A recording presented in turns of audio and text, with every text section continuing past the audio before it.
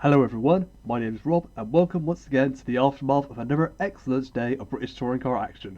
For the third meeting this year we were at the Indy version of the Brands Hatch circuit and there was certainly lots to talk about, so let's get into it and grade each driver based on their performance today.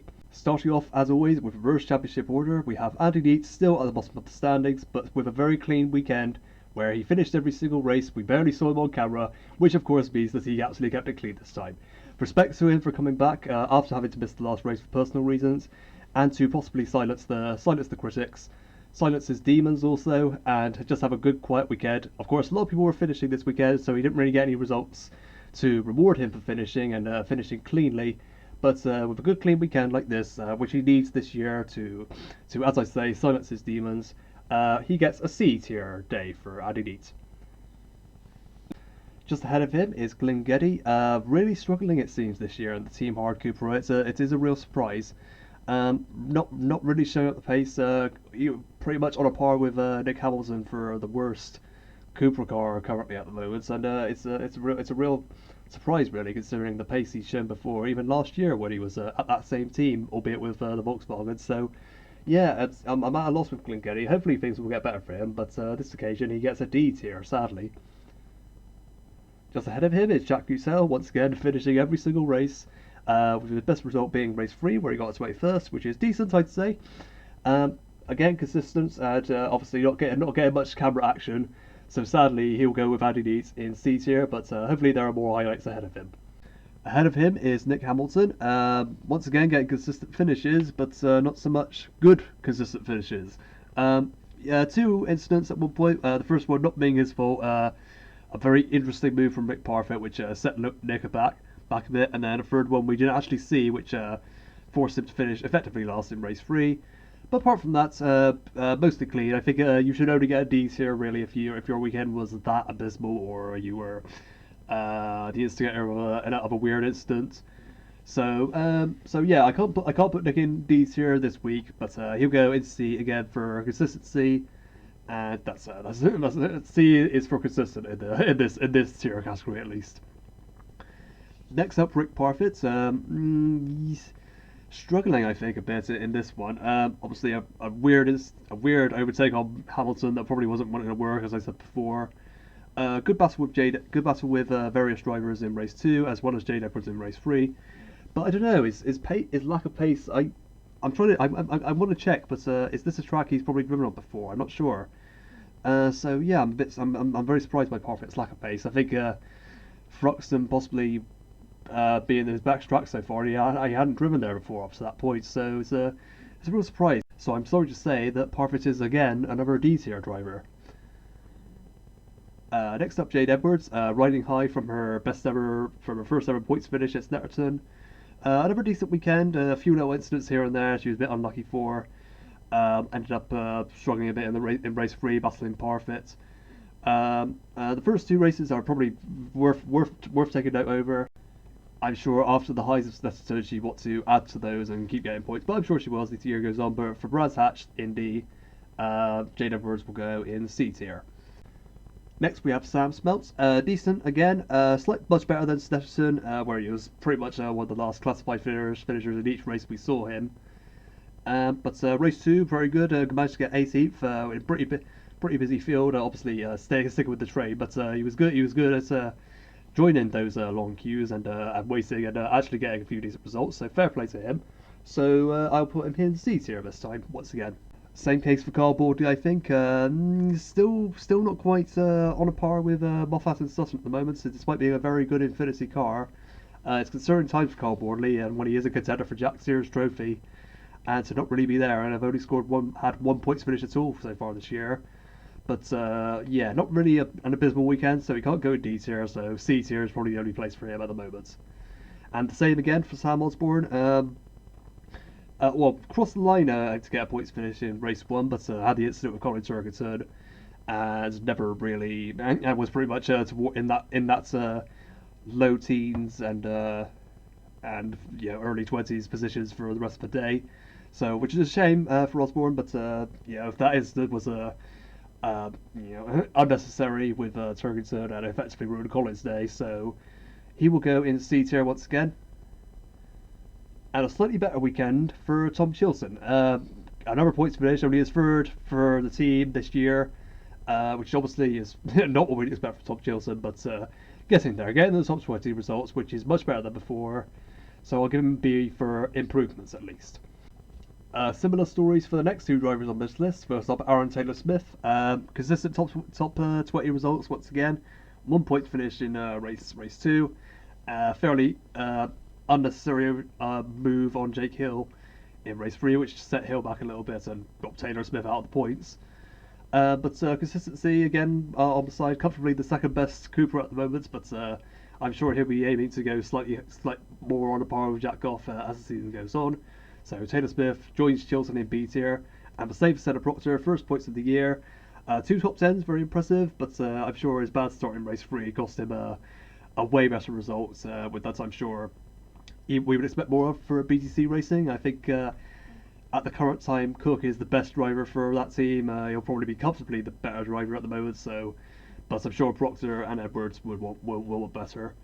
But Proctor getting those first points of the year, get that monkey off his back. He's still adjusted to the car, so he'll need a bit more time. But this is a good second weekend for him, so he goes in B. And probably the biggest slump of the whole day, to drop from 9th in the championship at the start of the day to 17th.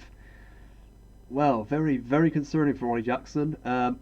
Obviously, a little incident in race 1 dropped him to 23rd. Made a little bit of progress in race 2, but it was difficult to with with all the queues going on and not many gaps opening up. Only managing 16th, and then the unfortunate incident where his bonnet his bonnet was open and he had to pit and pretty much end his day. It's just a real shame. It's an unlucky day for him. Some incidents haven't been his fault, but it's a reality is starting to sink in for Ollie Jackson. But hopefully he'll pick himself up again, get another similar weekend to Stetterton, and move up higher than the 70th, because he is better than that. So sadly, D tier for Jackson on this weekend. And another good consistent weekend for Chris Smiley. 3 top 10s. They're very consistency we love to see from the Hyundai, which we can now expect being driven by one of the championship contenders. And I think Accelerate will be looking at this and thinking, yep, if something was to happen to Ingram in a race, Smiley is our backup plan, and he will get the best results out of the car. And I'm sure as we head to the closing stage of the season, when Ingram's a genuine contender, I'm sure Chris will be a good helping hand to his team and play the team game. It'll be a different situation for Smiley, and it'll be good to see. So, but you should be encouraged by these top 10 finishes. He got a very good opportunity of way more in the season and move up at least into the top 15. But at the moment he's 16th. But consistency like this is what you need, and he's our first A-tier driver for this video. Next up, 15th place, another real surprise in Stephen Jelly. Of course, race 2 effectively summed up his day. He never made too much progress in race 3. Dropping to 14th in race 1, despite a good qualifying actually, but the ballast, I guess, set him back a little bit, and then the incident with Shedden, which is 50-50 really, and I'm not pointing the finger at anyone. It was an odd incident. An unfortunate one for both drivers, and unfortunately it set Jelly's day back and dropped him outside the top 10 of the championship quite dramatically. Similar to Jackson, a real slump today for Stephen. So yeah, I will put him with Jackson in D tier, sadly. Now for slightly happier stories with Dan Lloyd. Again, consistency, but still a little bit of work to do. He's close to getting podiums, but not quite there yet. But it's become absolutely clear that he is a match to Plato, even though that Vauxhall maybe dipping a little bit in the last 2 meetings. But Lloyd, yep, consistency again. So no other place for him than A tier. And pretty much the same again for Aidan Moffat. Good results and consistency again. But this time he got three good results this time. I think the race 3 and the last 2 meetings have gone a bit pear-shaped for him. But this time he got the rewards, getting his first podium of the year, showing that he'll be a good backup for Sutton as the season goes on. But get good points if something happens to Sutton in the race. Of course, very good tactics, defending from people, dropping back midway through races weirdly. I think that's a bit of a bad sign, but hopefully that won't be the case again. So A tier also for Aiden. Now, Gordon Shedden, who I don't think even he would have expected at the start of the day to fall from 10th in the championship to 12th, considering where he was at the start. But good pace in the race one to recover from a pretty bad start, to get second and almost take the win away from Oliphant.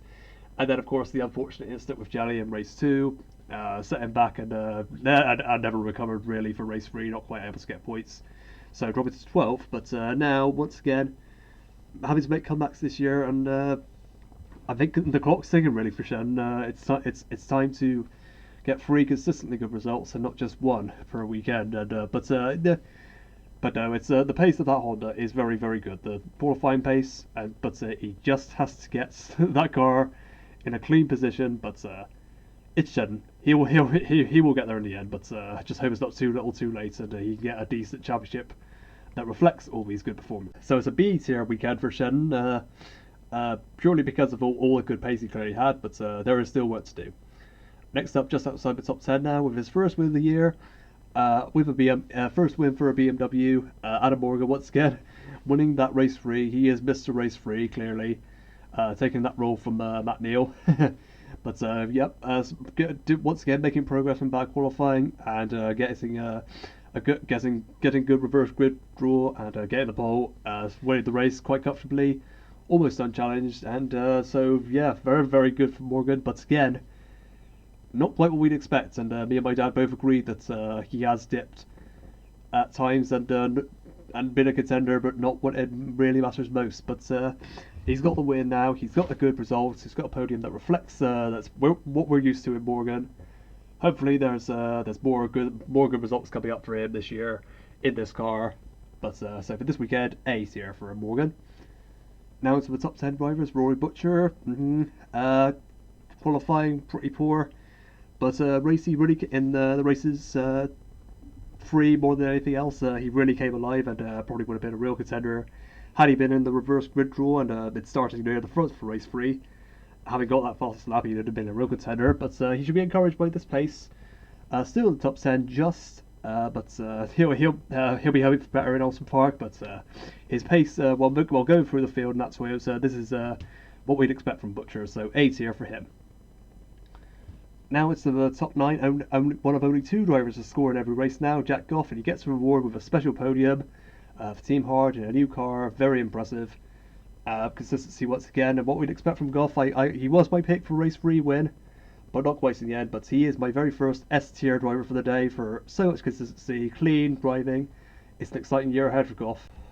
Next up, more like it from Jason Plato, for the most part. Consistent points in all 3, much better than Stetson. Very very close to a podium in race 3. Just had the right move, but not quite able to close the gap and get that champagne and trophy. But Plato gets to fight back and slip back into 8th place, the position he was at the start of the day. Very impressive. So and it's a good season for getting consistent points, where it's making a real difference. So back in the top 8 at Alton Park. A decent track for him, I believe, in the past. Struggle to remember. He's been good at pretty much every track, if I remember rightly. But yeah, this is Stetson will hopefully be a one-off, and he'll be back in. He'll still be in the top 10 for many more meetings this year. But yeah, more like it from Plato. So he will go in A, I believe, at this time, along with his teammate Lloyd. Those 2 Vauxhalls working together very well. But they won't be fighting for podiums, not middle of the road results. Next up, could have been a very different day for Dan Rowbottom, but he got the pole for race 1, got his first podium. That's off his back now. He's gives him great points for the Jack Sears Trophy. He's probably the new favourite for that now. I think he will get it now. Moving up to 7th in the championship, a 4th in race 2. Dropping back a little bit due to starting towards the middle in race 3, but he should be very encouraged. And I think clearly, if Shedden hadn't had a bad race 2, those 2 Hondas would have been working together very well and getting good results. So yeah, just like in Proxton, things are looking good for Rowbottom this year, and he's proven it. He's proven this again, so he goes in A this occasion. In 6th place now, another driver to return to form this weekend in a big way. Tom Oliphant, absolutely comfortably the most points scored all day. First in race 1, just podium race 3, podium race 2, came very close to winning, but before the interesting, controversial, discuss, debatable move by Ingram that cost Oliphant the win. And then a decent race 3 with a lot of ballast, was only managing 15th. But man, I mean, he is. But I can see what people mean when they said it looked like Turkington was driving the car today, not Oliphant. But yeah, this is a good, another good return to form for him, and I'm sure he'll now be, if not maybe not a contender, but someone who can help Team BMW get better results and give Turkington a helping hand as well when we get to when the chips are down close towards the end of the season. But Oliphant, second career win for him, and he's now definitely back on form and getting that BMW results that Colin would achieve, and clearly showing that it's not just the one BMW who will get good results this year. So he proved me wrong after my fears last time. Next up in fifth, not quite a podium finisher, but race 1, very impressive, and could have been another excellent result for race 2 before the puncture, sadly. But recovering to race 3, Jake Hill, clearly again better pace than in Stetterton, more similar to the pace he had in Broxton, and now in fifth in the championship, and I think he's still top 5 worthy, and maybe a dark horse for the championship, just like before. I still have good faith in him, so I'll give him A again. And definitely the driver with the biggest slump that most people will talk about today, Colin Turkington, only 1 points finish. In race 1, he wasn't really up there in the points finishes, and then had the incident with Osborne, which set him back, and it was a real struggle to get back up again. But only the 14th in race 3, so 2 points on the board today, dropping him quite a distance away from the top 2 of Sutton and Ingram. But now we head to Bolton Park, a track he's good at, and generally if he isn't a contender for the championship by that point, that's when he will act and get results we're used to seeing. But today, a real write-off for him, so shocking, and hopefully this won't set him back too much if he's going to fight for championship number 5 this year. So I can't really put Colin anywhere else other than C's here. And who's now moved up to 3rd in the championship, despite a pretty quiet day. 3 top 10s, Josh Cook, 2 of which are 5th place finishes, not podiums, but now once again finishing there or thereabouts, better than Stetterson. Just maybe once again a real dark horse, just like quite often. He will join so many others from this weekend in A's here. And now second in the championship once again, a little bit closer to Sutton than at the start of the day. Ingram, very good start in race 1, but was punted off a little bit by Shannon, I think, which dropped him back a little bit. Race 2, another good start, moving up to 3rd, and then the last lap move on Oliphant, which gave him the win. Again, debatable over whether he should have got a penalty. It's a shame, really, that if Ingram had got a penalty and had dropped behind Oliphant, it would have been Sutton that would have won that race, which I don't think. Don't know if Sutton was. It should have been either one of the two Toms winning that race, in my opinion. Either way, it was a good move, showing the good starting pace of the Hyundai, consistent pace, and so again, Ingram. I will say it again, this could be Ingram's year. If he's and for race 3, think of the bigger picture, getting a points finish, not far behind Sutton. I think these two will be close to each other throughout the season, and they're both mostly being sensible and getting consistent results, and taking the Alan Prost approach and not the all or nothing approach. So Ingram, I think, will go in S tier along with the 2 others. And as Sutton, I'd really like to put him in S tier on this occasion, but considering he's a bit more conservative than usual, I mean, we've seen him have way better weekends where he's on fire a bit more. So I guess if you're an Ash Sutton fan who just lives and breathes by seeing him do amazing overtakes, I guess you'd be a bit underwhelmed by his weekend. But it was still good, still consistent, still the championship leader. So I can't put him any lower than A's here, really. First weekend this season without a win for Sutton, but still should be encouraged. Still could well be the favourite. But had he shown more overtaking and more typical Sutton moves, he'd be an S tier. But on this occasion, only A's here. Of course, this is just my view. Let me know what you think of this weekend, how people did. Little break now between now and Alton Park, but now we can recover and get more content out for this channel. So as always, thanks for watching, and I'll see you next time.